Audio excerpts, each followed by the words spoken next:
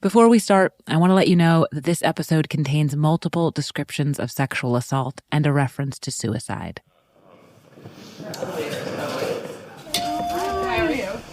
Sorry, You didn't do anything wrong. I didn't do anything wrong yet. Oh, okay. My first words. I'm sorry. That's the artist Ilona Granet. She's greeting me and Ben, Decoder Ring's producer, as we arrive at her studio in New York's East Village back in 2019. Are you taping me already? Yeah. Apparently a rule of recording is you're supposed to tape the entranceway? The whole thing. Ilona's lived and worked here since 1982. When she moved in, she was in her 30s, a performance artist, a sign painter, and a part of what everyone called the downtown scene. I just walked by Moishes again, you know? The babka's there. And the chocolate, these long cigars, I'm like, you could die. I think if you saw her today, a very petite woman strolling down 2nd Avenue in blue suede booties, her white hair piled atop her head, walking her very slight Italian greyhound, you'd think, New York character. And you'd be right. I've known her my whole life. She's one of my mother's oldest friends. Oh, what? So, show us around? Yeah. I thought I'd go like in order of the signs. You know, Her studio is jammed with decades of work, in stacks and piles and milk crates. There's a bank of windows on one wall and a huge pale blue painting with small ghostly figures on it on another. But most of Ilona's work is not paintings on canvas. It's signs. Graphic images painted onto metal. But this one is from a series, men who were acting poorly towards women. So they were actually about sexual harassment. Right now, she's showing us a light pink square street sign with black trim and black letters and 3 figures on it. First on the left is an incredibly strong silhouette of a very powerful man. And he is pulling back as hard as he can on a leash. The leash is restraining a humanoid wild animal. And he's got like wild hair coming out. He's got enormous like Dracula hands. And his tongue is sort of like drooling out.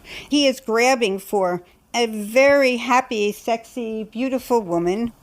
So basically he's like the id. And the man holding it back is the super id, and she's the prey. Above and below these 3 figures, in English and Spanish, is the text, "Curb your animal instinct." The sign is made of baked enamel aluminum, exactly the material and thickness of a New York City street sign. And that's because in 1988, it was a New York City street sign. There are signs everywhere in New York City, most of them warning you not to do things like parking and littering and horn blowing and so on. Now artist Ilona Granet is going to add some new signs warning men not to be wolves or various other species of animal, and in general to stop bothering women on the streets. The Curb Your Animal Instinct sign and another darker pink sign reading No Catcalls were hung by the Department of Transportation all over Lower Manhattan, by the Brooklyn Bridge and Staten Island Ferry, the World Trade Center, and City Hall. Good morning. Why did you decide to do this? Well, I thought that it was time for men to start thinking of themselves as part of the human race instead of part of the animal race, and treating women with a sense of dignity. The signs were highly visible public art about the street harassment of women, and that made them provocative, especially 35 years ago. As you just heard, they made the local news, but they also made CNN and the international news. They were written up in mainstream publications and art world journals, in New York Magazine and the AP, in Australia and Italy, Germany and Japan. I had this moment of unbelievable success in getting an image out into the world. Up to that point, Ilona had been a performance artist, a feminist artist, and a part of various artist-run collectives and bands. She'd performed and shown her work at galleries, squats, artist-run spaces, and art centers like PS1. Her career had accrued an organic momentum. One piece of work had led to another, and now the signs had really struck a nerve. It seemed like Ilona was on her way, not necessarily to fame and fortune, but to a kind of art world stability, involving recognition, public engagement, the ability to show her work, to make a living. But that kind of upward trajectory, that's not what this episode is about.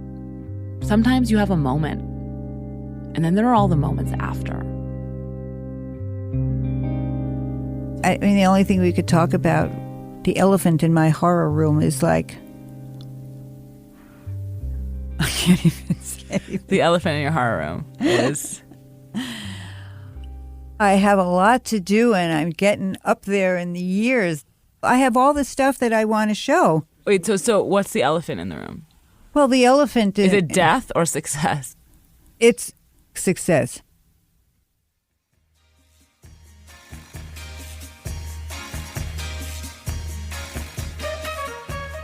This is Decodering, a show about cracking cultural mysteries. I'm Willa Paskin. Today's episode is about an artist that most people have never heard of and what happened to her. As such, it's a little different than usual. It's not about a cultural mystery that you or anyone else has been wondering about. Just me. But I've been wondering about Ilona for years. So back in 2019, I interviewed her a number of times for an episode. And then I chickened out of making it. Not because I didn't think there was anything there, but because I was worried about talking about what was there. And what's there is the flip side of a story we all know, the story of making it, of struggling, following your muse, finding your voice, and then success. That story, that myth, it's the primary one we hear about artists, because if we're hearing about them, chances are they've succeeded, even if it's after years of trying, even if it's after they've died. So that's what we're looking at today. Not the familiar myth of making it, but the mystery of not making it. What happens to an artist, to anyone, when they're good enough, but that's not enough? So today, on Decodering, that question and an introduction of sorts. Why don't you know the artist, Ilona Granet?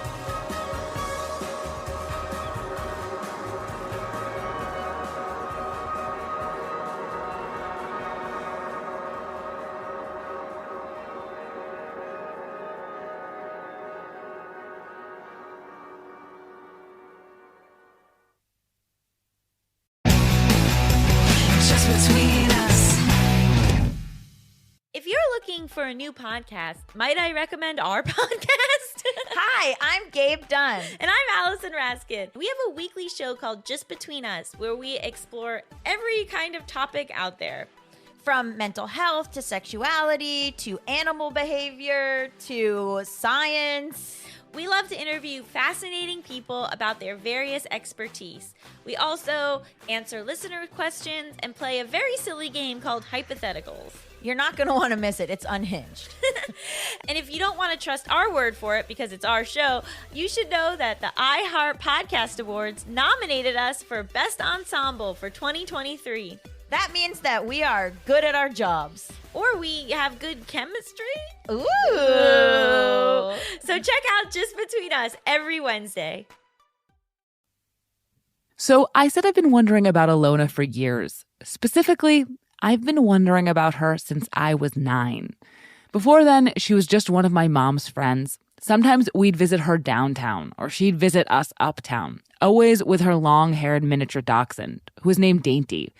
My sister and I would play with Dainty while Ilona talked to my mom and sometimes drew for us. She would make us delicate little pictures of people on clouds or riding horses. That was pretty much the extent of my thoughts about Ilona, the dog and the drawings. And then, do you remember when I made you cry when I was little? Oh, yeah. What happened? Come sit close to the mic. Oh, I'm going. You and your sister were like, I made these, we were on the porch. And it turns out she didn't quite remember what had happened, but I did. Like I said, I was about 9, maybe 10. She was sleeping over with Dainty. Ilona always has a dog, but Dainty was the first. And what happened is that her beloved Dainty sat on my beloved Blanky. Oh, yeah, vaguely. And you were mad at her for doing that? Or I was mad and you said, she's just a dog or whatever. Oh, yeah. She was like my daughter. I was totally, protective of Dainty. I did love Dainty. I loved Dainty too. And I told you to get a life. Oh, yes. You told me to get a life. That was the most horrible thing you could say to somebody. Me without a family. So I am mortified by this story now because I cannot believe how rude I was. Excruciatingly rude. But while I was being extremely obnoxious, I was not being pointed. I was mad at her, and I reached for an insult that I probably got from some TV character. But I didn't know something when I said, get a life. Ilona thought that I did, though, that somehow I could see some lack in her, and I was going straight for her weak spot. And she ran into the bathroom and sat on the dryer and cried. Yeah, get a life. What a horrible phrase that is. It's pretty horrible. It's really terrible. But it is just like, it's funny because I didn't mean it. Like, I didn't know what it meant, but you took it in a, like, you thought I knew secret things. Oh, it was just this thing that is said, and I thought you certainly must know that or have a point of view that my life was not a good enough life. At the time, I felt really bad, but I also felt uncomfortable. I hadn't wanted her dog on my blanket, and it had somehow spiraled into this highly fraught interaction with an adult, one who was so vulnerable. She had let me hurt her like I was a grown-up when I was just a snot. And this incident marked her for me. It made her stand out from the other adults in my life. Initially, not in such a good way. Ilona might not have remembered, but I did. And through middle school and high school and college, it just made me feel a way about her, like too much. I'd gotten this peek into the complexity of adulthood that I did not want. But as an adult myself, I've come to see her differently. When did you start doing art? When I was born, I was always in love with letters. I liked the shape of letters, and I liked there are all these different variations that they, curved around, that they were jagged, they were complicated, like I loved it. Why do you love something? Why do you love something? I loved it. It was weird.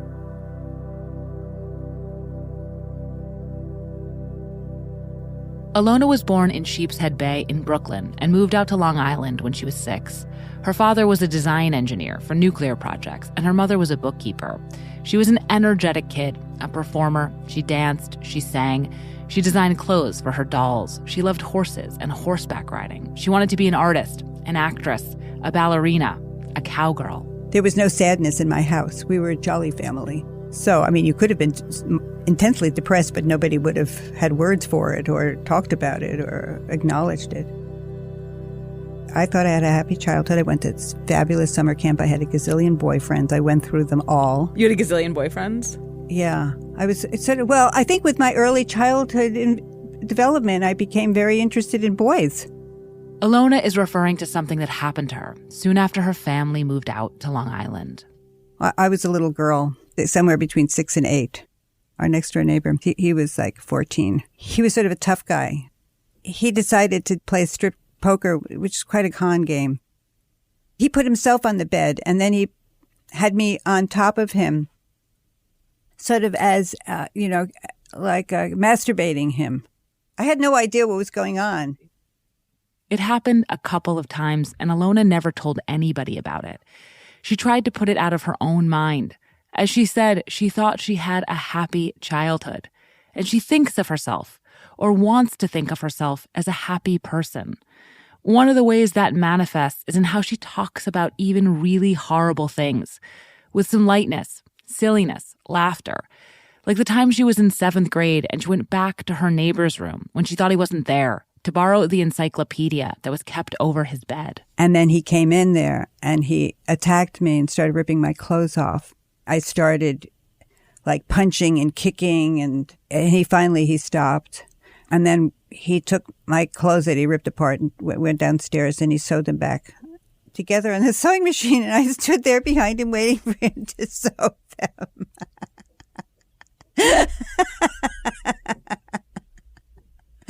Then I went back home, never to say a word to anybody about that. It's kind of funny, obviously it took a lot to get through his head that I really wasn't interested. And I accepted that he was going to go down there and sew them, which is cute that he knew how to sew, this big bully. I never thought it was a big deal. And, it was sort of my neighbor. It happened. It was over. I didn't think it had anything to do with my life. Right. But that, I think, had an enormous amount to do with my life. She didn't know that then, though. She boxed up what had happened and thought it worked. She liked high school. She was popular. She had a lot of friends. She had a good time. By the time she was ready for college, she knew she wanted to be an artist. She enrolled at the Tyler School of Art, a part of Temple University that was outside of Philadelphia. I remember thinking, I have to become much more than I am because I have just been a playgirl. I thought, now I'm in art school, I'm paying attention. She arrived at school with a lot of skill and talent for someone her age. She could really draw. She understood shading and perspective. She had a beautiful line. She was also intense about her work and a perfectionist. And Tyler, in the late 1960s, was demanding and intense too, but also cold and quiet. Ilona was brimming with theoretical and technical questions she didn't feel she could ask. For her junior year, she studied abroad in Italy, where, among other things, she met my mom, Pamela Hort. She was sitting across from me at the table, and I really didn't know anyone. I hadn't really found my friend or the person who was in, and she was across the way, and she was hilarious and charming. And I just thought, oh, she's the one I'm going to be friends with. I found her. And even as Ilona was having adventures and a love affair, listening to the news about Vietnam in the studio and dancing around in her room to the Doors, she was increasingly anxious, consumed by formal questions about some of her first adult paintings. She was so worked up that, in her words, she started disintegrating, even more so after she returned to the States. By that time, actually, I had spent half of my junior year thinking about how to kill myself. Mm-hmm. Just kind of mind-boggling, you know? I mean, it's really sad. Although I've never really expressed this like this. And I couldn't tell anybody because I was too isolated in my mind. I just took as many pills as I could find. My mother was actually visiting the weekend right before this happened. I thought we had a delightful weekend, and that's when she made her suicide attempt right after I left, which freaked me out because I had no idea that she was suicidal. It was very scary, and I was very, I'm getting teary here. You know, it was really painful that I didn't know. Yeah. It was really upsetting. I wasn't reading her despair correctly. But, I just saw her as this pal, this charming, appealing, talented. It was terrible. Ilona was hospitalized briefly and then went home for the rest of the school year. She went to therapy. She joined a group. She took some art classes where people chatted. She started singing to herself on the street late at night like she had when she was a kid. And all of these things helped. Her depression abated. She slipped back into a happier version of herself. After undergraduate school and stuff, I became sort of like a cheerful person, and was having fun and played with the artwork. It was now the 1970s, and as Ilona's 20s unfolded, 3 events in particular would set the course of her life and work. The first is that she became a sign painter. Right after college, she went up to Boston, where my mom was, to live for a bit. She got her own studio space and a very unstable boyfriend, and to make money, she got a gig at a marina, hand-lettering the name on the back and sides of boats, often yachts. She would go on to do some America's Cup boats. The work could be exhausting, hanging off boats every day, sunrise to sunset in all weather. It involved a lot of technique and skill, like drawing intricate letters freehand on open water. But by doing it, she taught herself a trade, sign painting, that she liked. She was her own boss, and it turned her love of letters into a living. The second thing that happened is that she found her voice as a performance artist. After Boston, she enrolled in graduate school at the prestigious School of the Art Institute of Chicago. Her time in Italy had made her wary of painting, so she started doing installation art, which is when you create an environment, fill a room with objects made or found, and people walk in and experience it. For one of her final projects, she put together a 5-story installation piece at a graduate school building. Friends of hers had been supposed to perform in it, but they bailed at the last minute, and she decided to do it herself. Okay, Ilona, we're going to either have a nervous breakdown or we're going to be an artist at the end. We're going to be really for real. We're going to be in our body. I started running through the whole 5 floors, like reading things, singing, making things up, whatever. It was like I was free. You know, where you hear of artists where they spend their adult life imagining they're Picasso, whatever they're. And then if they're very fortunate, they break into their own. Well, this happened when I was like 21. It was such a miracle to me. It's time to reboot your credit card with Apple Card. You work hard for your money, so you should be able to spend it on the things you actually want. With Apple Card, you can kiss fees goodbye. There aren't and never will be any annual foreign transaction late or over the limit fees, not even hidden ones. Apply now in the Wallet app on iPhone and start using it right away. Subject to credit approval. Late or missed payments will result in additional interest accumulating toward your balance. Variable APRs for Apple Card range from 15.49% to 26.49% based on credit worthiness. Rates as of March 1st, 2023. At the time, Jerry Saltz, who is now the art critic at New York Magazine, was a young artist in Chicago himself. He was also Ilona's boyfriend. She was way out in front of so many artists in the early 1970s who would later go on to get pretty famous. He says he'd heard of her before they even met. She was a star at art school. Her reputation, her work, preceded her. She would incorporate a lot of made sculpture, painting, cartooning, politics, pop culture.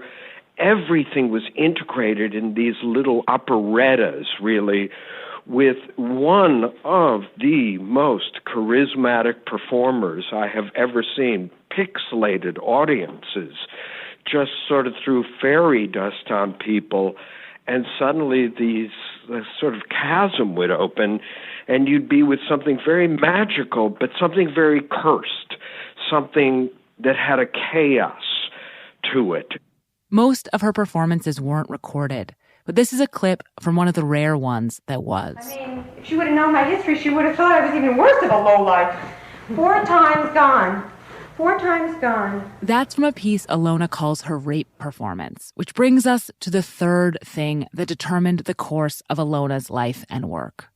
In a few short years after graduate school, when Ilona moved to New York, part of a cohort of artists and musicians settling in the rough old industrial neighborhoods of Soho, Tribeca, and the Lower East Side, Ilona was raped 4 separate times. It was at night. It was winter. I was on the subway. I walked a few blocks to my house.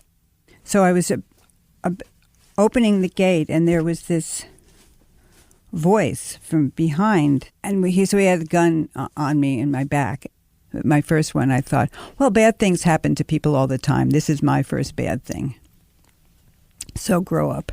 Ilona remembers each of these experiences, and she talks about them all in her way. She laughs sometimes, but not to play down what happened to her. The second time, was lettering boats by this time at this marina in Boston, and this one person had not paid me. I had to hitch there because I didn't have any money to get from New York to Boston to get the money. So there was no car, nobody was stopping, and finally a truck stopped. So I thought, oh well, okay. He raped me. He took out a knife, and I thought, oh, it's the knife. It's finally arrived. This is intolerable. So I pretended that I had an epileptic fit, which he didn't really buy it. And it was really rough to sort of pretend you're having a seizure, while you're sort of terrified, The third time, somebody came in through my window. I went to sleep and I woke up screaming. I had no idea why I was screaming. With hearing this man say, "If you don't stop screaming, I'm going to kill you." And he had a mask on and a steel pipe. The finale, he then wanted to date me. He asked me if I would go out with him.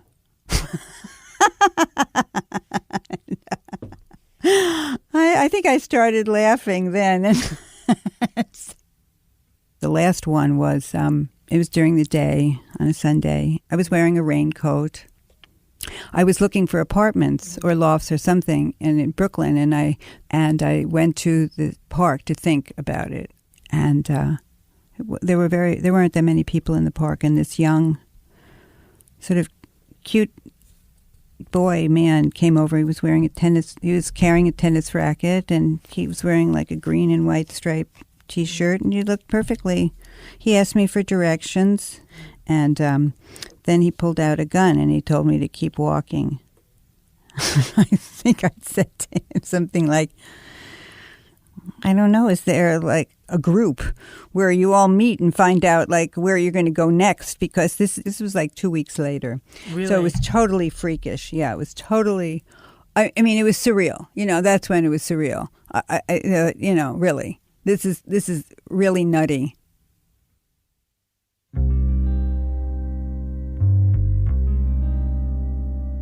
In the years immediately after this, Ilona was, needless to say, totally destabilized. She was full of fear, but also of a strange kind of fearlessness. Scared to walk down the street, petrified it would happen again, but also, in her words, a little wild, full of the perverse invincibility that comes when the worst things have already happened to you. Her experiences immediately entered her work. Part of my mantra was, lucky I'm not the rapist, because how terrible to be that person who is that disturbed and that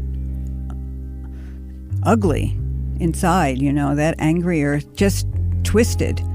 I had been through my own horrors already. I thought that in certain ways, by my, the childhood experiences, I was a fighter. I wasn't going to be turned into a puddle. That was like so awful.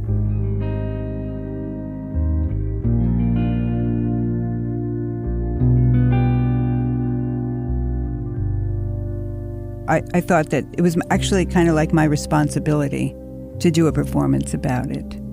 Although my performances before were kind of fun and entertaining. I mean, they had some depth to them, but they weren't terrifying. So this became a terrifying one. I mean, I'm in this hospital for a really long time by myself, and up to now, the 3 other times, I didn't mind so much. This is also part of her rape performance. She's talking about one of the nurses who treated her.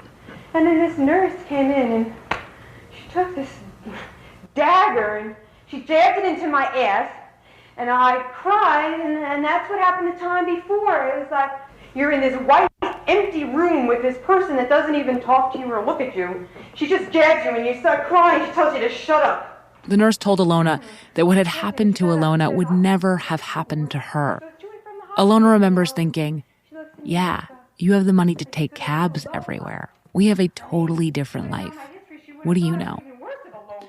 Ilona began performing this piece in the 1970s and kept doing so into the early 1980s, at which point her experiences began to make their way into her signs.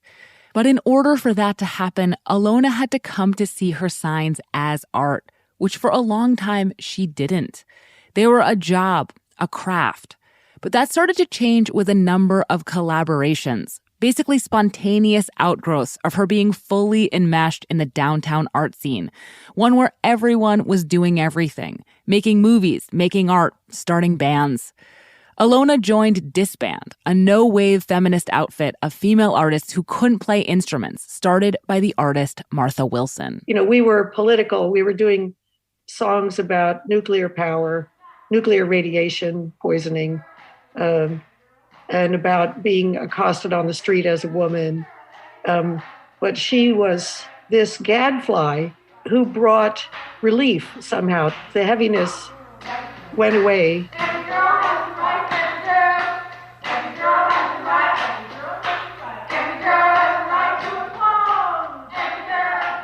One of the other members of Disband was Ingrid Sishi, who was then the wunderkind editor of Art Forum. She would go on to edit Andy Warhol's Interview magazine for 20 years. She asked Ilona to do some signs for a show she was putting together. Meanwhile, Ilona was also loosely connected to Collab, a downtown activist artist collective. She participated and formed in their group exhibitions, some of which were staged in squats. In my head, no matter what they told me, no matter there was nobody that told me nothing out there in the lands of nothingness, what could I think of but my love and the hopes of the future? The artist Jenny Holzer was also affiliated with Collab, and she asked Ilona to collaborate with her on some pieces. Sometimes she would go from lettering yachts, one of her other occupations, and then come to me to work on these paintings. Holzer's work involved slogans and aphorisms, and in one collaboration, Ilona lettered Holzer's text onto images by the graffiti artist Lady Pink. Phrases like, "I am not free because I can be exploded anytime," and "don't shoot civilians." At moments we would choose sans serif, very matter-of-fact letters. Other times she would do her patented, wonderful fluid script. Things started to snowball. Ilona's work was in a number of gallery shows, including one at PS1. She was getting more requests to make signs for other artists, including a set of signs for an avant-garde theater that were so large there was more to think about than just the letters. I thought, wow, this is like painting. This is so interesting. This is fun. For the first time since college, she really wanted to make aesthetic decisions about what she calls her flat art again. So she began making signs to go in her own performance pieces, specifically one called Is It Work or Is It War, or Are We All Just Waiting for the Good Fairy, about global instability, nuclear war, economic injustice. In this version, made specifically for video, she's wearing a black shirt and skinny tie and sitting at a desk when she pulls out a rectangular sign. It's all black with 3 blocky white figures on it, 1 adult and 2 children, all holding up missiles. It reads, Missiles for Minors. This is instead what I have to keep under here, these little signs that I make. That's not going to pay $1,000 so I can get a pony. It's not going to pay $1,000 so I can get a car. It's not going to pay for anything. It's not going to even pay for more missiles. It's not going to pay for more babies. It's not going to... It could pay for more signs. That's true. She would give the signs out at the end of her shows, as well as handing them out in Midtown so people could display them in public, on buses and subways. And then Ilona noticed a sign on the subway herself, an advertisement for the 1981 James Bond movie, For Your Eyes Only. All you see is these long legs with nothing on them and maybe high heels. And maybe 007 is somewhere. I don't know. I just remember that and thinking it was so provocative, and it was so a bunch of legs and a vagina. She found it so disturbing, she brought it up at the end of one of the rape performances. I asked them if anybody was a designer out there, would they please make some signs that addressed rape? To design something like that it just seemed way above my ability. And then I finally realized that I really wanted to figure this out, that it was like a challenge to me, and it was healing, and it felt really important. So in 1982, she started trying to make signs that addressed rape herself. I started out totally hostile, saying stay away, with men flying in the air and attacking. And then the next one was stay 8 feet away. And the third one was basically like, fuck you. And then I thought I should take a vacation, because the whole point was I wanted to be out in the street. For Ilona, the signs being out in the street where everyone could see them, where they could change things, was fundamental. They were activism, even before they were art. But that meant they needed to be polite enough for public officials to agree to hang them. So over the next 6 years, she honed them, making them clearer and funnier. The phrase curb your animal instinct in particular was a riff on then Mayor Ed Koch's pooper scooper signs, which asked people to curb their dog. Ilona was asking men to curb their verbal excrement, a cheeky way of giving the signs authority, making them look like they belonged. Her strategy worked better than she could have hoped. The Department of Transportation agreed to hang Ilona's signs in neighborhoods where the local community boards okayed it. Not all of them did. One board member in Greenwich Village told the newspaper there was a feeling that it was reverse sexism, showing men as animals. But the Lower Manhattan Community Board, though divided on the signs, ultimately approved them. Not everyone was thrilled. When we put them up in Wall Street, it was lunchtime.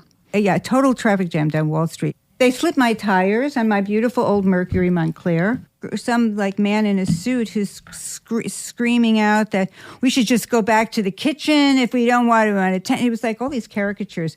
And then this little guy rips it down, steals the sign, then runs into the Wall Street building that they're building and holds it up like he's won. He's holding the sign up. He's so proud. And everybody's cheering. It is demented. Wendy Alsop, a co-founder of the gallery PPOW, remembers the hostility too. There was anger from the men on the street seeing these signs going up. Literal scary, threatening anger. PPOW, which was then located in the East Village, had just begun to represent Ilona around the time the signs were going up. What she was doing for feminism was way ahead of her time, and it really resounded.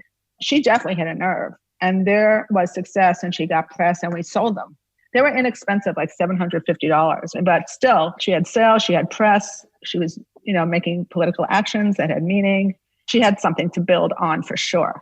And over the next couple of years, she did. Ilona was in group shows at the Museum of Modern Art and the Whitney. She got commissions to make a set of signs and a series of billboards. In 1989, these works were featured at Ilona's first solo show at PPOW, which at the time was a scrappy newcomer that represented a number of political artists. The show was well reviewed in places like Art Forum and The Village Voice.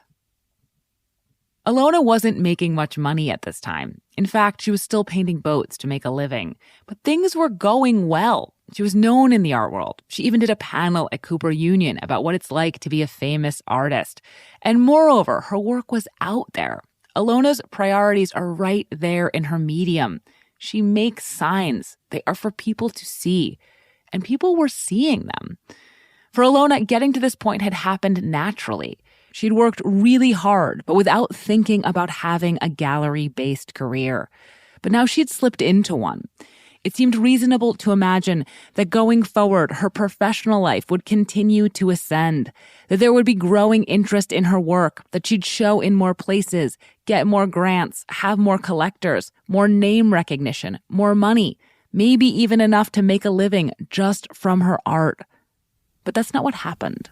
If this would have ended earlier, I would have been happy with my life.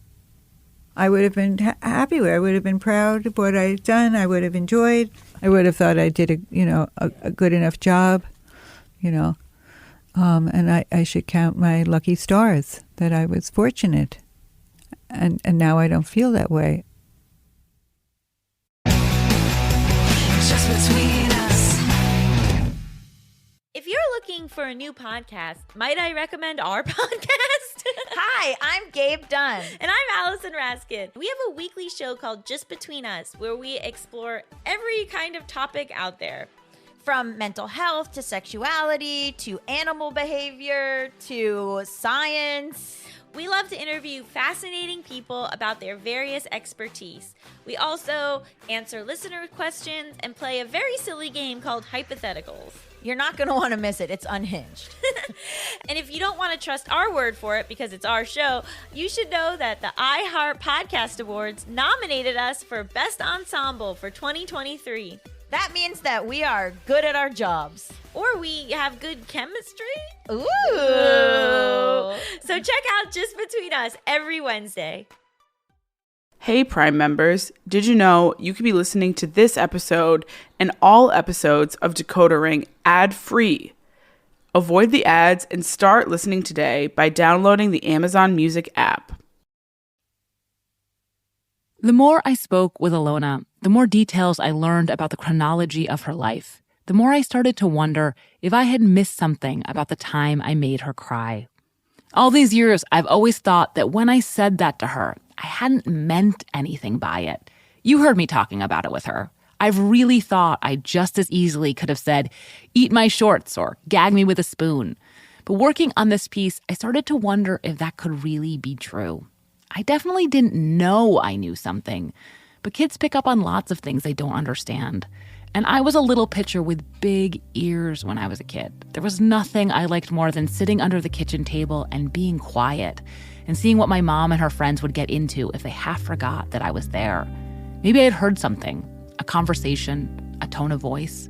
The reason I wonder about this is because it's almost too much of a coincidence otherwise. When I told Ilona to get a life, it was the early 1990s, right around a transitional moment in her career. It's when things started to get harder. That's why what I said provoked such a reaction, why she couldn't just brush it off as the bad behavior of a mouthy kid. Maybe for the first time, the life she was starting to see stretching out ahead of her wasn't going in the direction she wanted.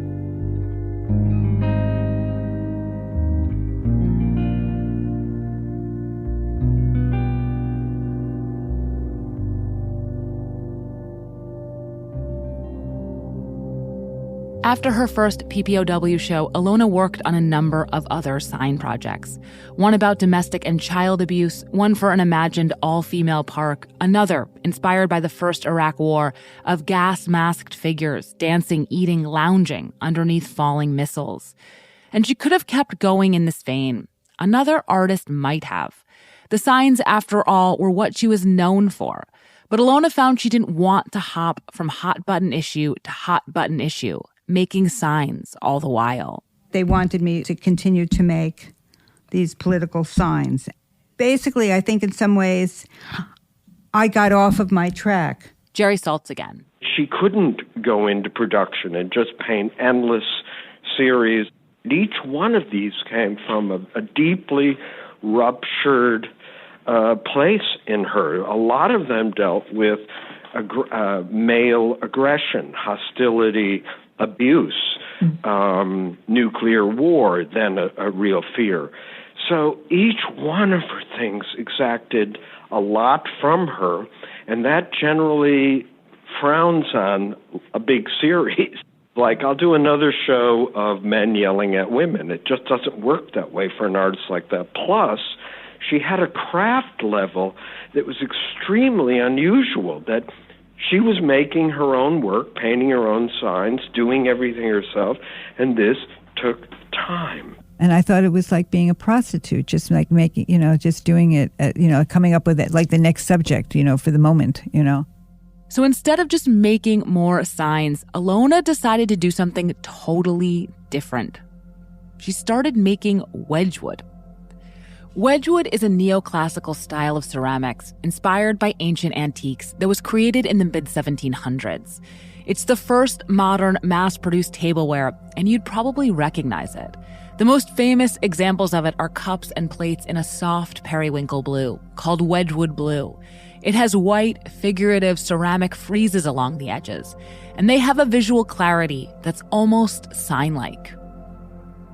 Ilona, who has always been interested in the accessories of the rich and the habits of the regular, became fascinated by Wedgwood.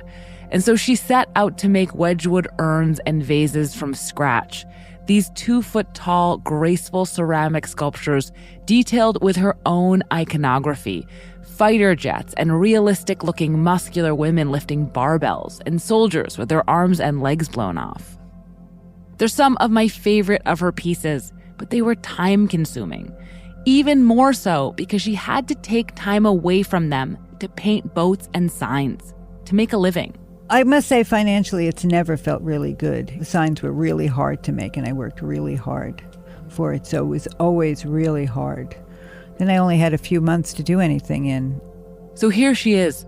She's been working hard on good work, but it's been over a decade since her big splash. In that time, New York has gotten more expensive and the art world has gotten more professional. She's seen peers get famous, a relationship has fallen apart, and she's now a woman of middle age who's worried about money. All of this is the context of her next gallery show at PPOW in late 1998, of her Wedgwood urns and a number of related ambitious paintings. It's the culmination of almost a decade of work, and she needed it to go well. And instead, nothing much happens. It doesn't get a lot of attention. There's no sales. Ilona is getting frantic, feeling frustrated and panicked with her gallery, and she starts trying to drum up press herself. She calls one of her gallerists, Wendy, who you heard from earlier, to talk about why an image hadn't been sent to the listing section of The New Yorker, and it escalates from there. So I called up Wendy, upset, and then she got very angry at me. And she was like, "No, you can't tell us anything. We know our business." And then she said, "I'm going home to play with my children." And she hung up the phone. I asked Wendy for her perspective on what happened. We had a fight. I remember there was a fight, which is not typical, I have to say, with our artists. But with Ilona, there was a lot of anger. And I would say, in Ilona's case, she had serious psychological trauma in her life. There was a lot of triggers that kept bringing up trauma. And I think moving from the signs to the vases to bigger pieces, it was a struggle. She couldn't get the help she needed, maybe for financial reasons, and maybe we were too young at that time to provide, and didn't have the money ourselves to provide that umbrella.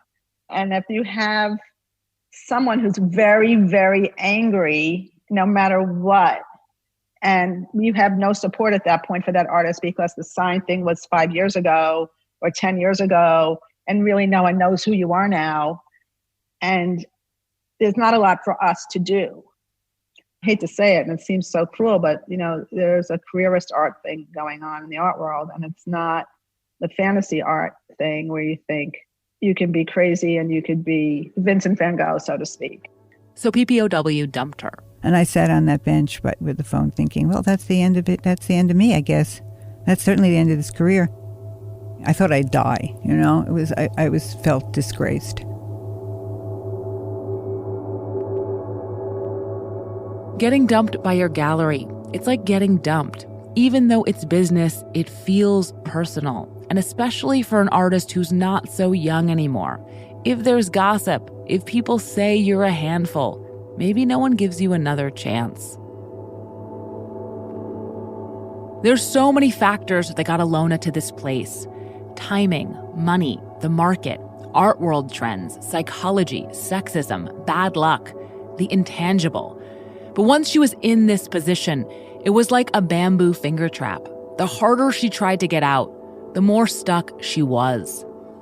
Ilona's not some smooth operator, and she couldn't suddenly effectively become strategic. She'd seen men who could sell themselves, but it didn't work for her. Art world gatekeepers seemed put off by her, and that only made her more off-putting, more desperate, more vulnerable. And that's the thing about Ilona. She can't always help but reveal her vulnerability to people. She showed it to a 9-year-old. And people don't always like that. Jerry Saltz again. I believe in radical vulnerability, and Ilona Granet is the embodiment of radical vulnerability. And that is a great plus, but I think it has a downside, unfortunately, in the workaday art world. There have been a lot of very hard things about the last 2 decades for Ilona, many of them financial. She never had health insurance until she qualified for Medicare. She has 2 roommates, a changing cast of 20 and 30-somethings off Craigslist. She sells her work for less than it's worth, both the art and the sign painting, because she needs income. And that was before the sign painting itself started to dry up in the 2000s, as technology made it easier to use less skillful replacements. Ilona calls her financial circumstances a nightmare, but as difficult as they are, as anxious about money as she is all the time, the more painful part is her work not being seen. A lot of artists say, well, it's done. If I like it, it's done. That it's really mostly it's the artist's engagement with the work. But you don't feel that way? No, I don't. And people would say, oh, these should be up. They should be everywhere. Like they would say all the time, And it's like, yeah, but they're nowhere. They're in my house. I can't bear not being able to get through the door, to get things going, to fix things, to move it along. It feels so like not being a human being. It's like a failure as a human being that you can't get what you need. It's like being a doctor. Like, you're a great doctor, but you somehow can't get any patients. Compounding this is that she's seen friends, colleagues, peers from the 70s and 80s thrive, have the kind of careers that once seemed possible for her. Jerry Saltz won a Pulitzer Prize for art criticism. Jenny Holzer is one of the rare artists who's almost a household name. Since the 2010s, Martha Wilson has been represented by PPOW, Ilona's former gallery. And that's just the people we've mentioned in this episode. There are plenty more. Pamela Hort, my mom again. I think as she aged, as her career didn't happen, it's one thing to be a struggling artist at 38. It's another thing to be a struggling artist at 58. Friends who she knew made it. She was alone. I think it got harder as she aged and as her career didn't happen. And it's painful. It's painful for Ilona. Is there anything that's good about getting older? Not that I know of. I know a lot of people seem to like it a lot. They feel like they've made it. They're comfortable. They feel proud of themselves. No, I could start weeping now. I can feel the tears right behind it, but I don't really cry much anymore. I had started on this episode knowing that Ilona's life hadn't turned out how she hoped, and also knowing that she was brave. But I hadn't fully considered how exploring the first to show the second might actually make her feel. You've been thinking about this a lot, probably too much, but what do you think about your life? It's depressed me. I have never used as I told Pamela, I have never used the word depressed with me. I was raised to be this happy girl, as my mother was, and they sent me down when I was 3 years old to entertain the lady down the hallway. And that's my personality. But at this point, it feels like I guess I've, knocked against walls for so long without being able to get through, that it just seems like sad, like really sad. This is about when I chickened out of doing this piece back in 2019. Not because the story is sad, but because it seemed like it was making her sad. 30 years after I'd done it the first time, I was making her cry again. And I really didn't want to do that. So I backed out. She was gracious about it. And then I just kept thinking about it, about her, about how being an artist is like a more high-stakes version of being a person, where what it's all for and what you have to say and what you leave behind, it's all front and center. And so is how completely out of your control it all is. Artists don't get to decide if their work is valuable, if it's meaningful, if it moves people. All they get to do is make it in the face of so many material and psychological constraints and hardships. Most of us do everything we can to get whatever scrap of control we can manage. We give up our dreams and callings. We change jobs, careers. We find other things, partners, children, interests that can matter to us. But Ilona hasn't done that. She's sat with her lack of control for decades. And that's been painful and disappointing. But that's not all it's been. As hard as it is to make it, as rare, it seems to me just as hard, just as rare to keep trying so single-mindedly when you don't. Because Ilona is still trying. I mean, I'm not stuck in this world where I don't know what to do. Where I'm embarrassed, I don't want to do it, or I'm trying to hide and I can't do it. My studio isn't clean. I don't have enough money. Whatever kind of excuse I've lived, I'm not there. I have work. I have more than enough. For the last 20 years, despite everything, she's been working. Among other things, she made a piece inspired by Donald Trump, and she's also finishing up this series of 5 beautiful signs, riffing on Little Red Riding Hood, a different way of approaching the theme of danger and safety for women and girls. The text on one of the signs says, "Wander and giggle." It's a fantasy of freedom and discovery. And meanwhile, her work is out there. The Whitney bought the 2 original street signs for its permanent collection. In 2015, unofficial, non-sanctioned anti-catcalling signs went up in New York City and Philadelphia.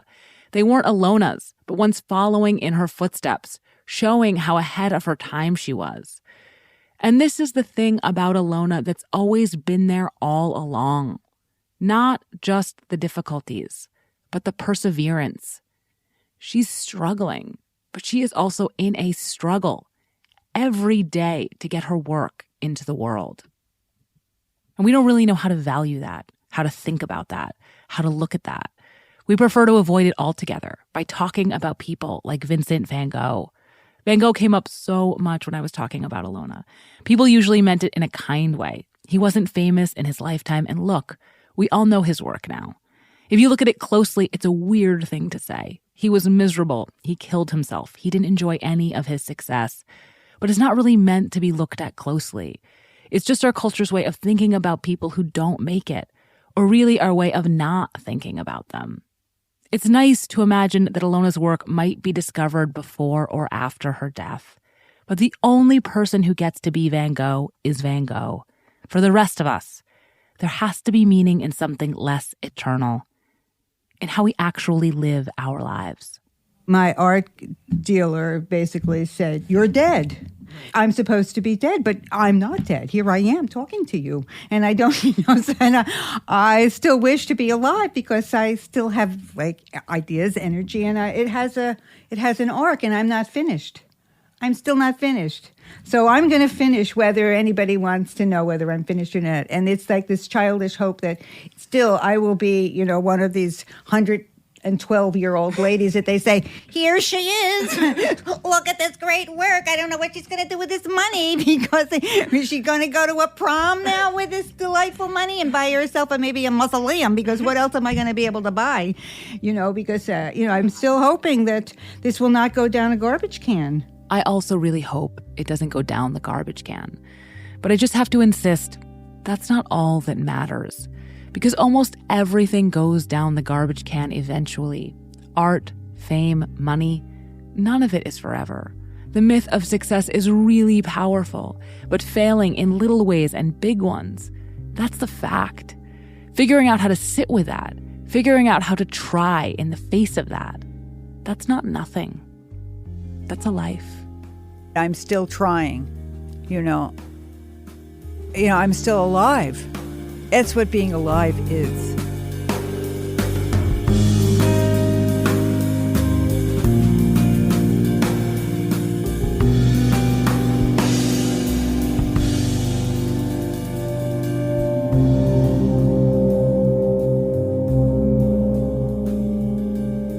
This is Decodering. I'm Willa Paskin. If you'd like to see Ilona's art, you can find it at ilona-granet.com. That's ILONA-GRANET.com. You can also find me on Twitter at Willa Paskin. And if you have any cultural mysteries you want us to decode, you can email us at decodering@slate.com. If you haven't yet, subscribe and rate our feed in Apple Podcasts or wherever you get your podcasts. Even better, tell your friends. This podcast was written by Willa Paskin. It was edited by Benjamin Frisch and Gabriel Roth. Decodering is produced by Willa Paskin and Benjamin Frisch. Cleo Levin is our research assistant. A special thanks to Jared Holt, Alicia Montgomery, June Thomas, Lucy Lepard, Marion Menaker, and everyone else who gave us help and feedback on the way.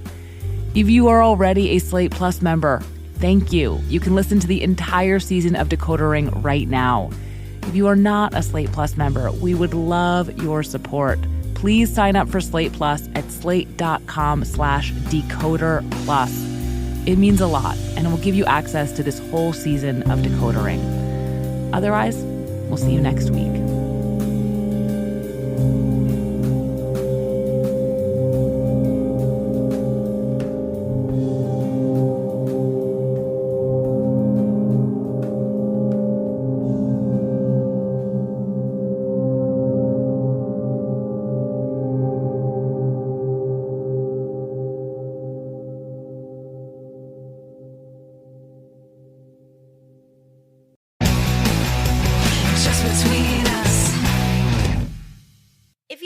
For a new podcast, might I recommend our podcast? Hi, I'm Gabe Dunn. And I'm Allison Raskin. We have a weekly show called Just Between Us, where we explore every kind of topic out there. From mental health to sexuality to animal behavior to science. We love to interview fascinating people about their various expertise. We also answer listener questions and play a very silly game called Hypotheticals. You're not going to want to miss it. It's unhinged. And if you don't want to trust our word for it because it's our show, you should know that the iHeart Podcast Awards nominated us for Best Ensemble for 2023. That means that we are good at our jobs. Or we have good chemistry. Ooh. So check out Just Between Us every Wednesday. Hey everybody, it's Tim Heidecker. You know me, Tim and Eric, Bridesmaids, and Fantastic Four. I'd like to personally invite you to listen to Office Hours Live with me and my co-hosts, DJ Doug Pound. Hello. And Vic Berger. Howdy. Every week we bring you laughs, fun, games, and lots of other surprises. It's live. We take your Zoom calls. Music. We love having fun. Excuse me? Songs. Vic said something. Songs. Music. I like having fun. I like to laugh. I like to meet people who can make me laugh. Please subscribe now.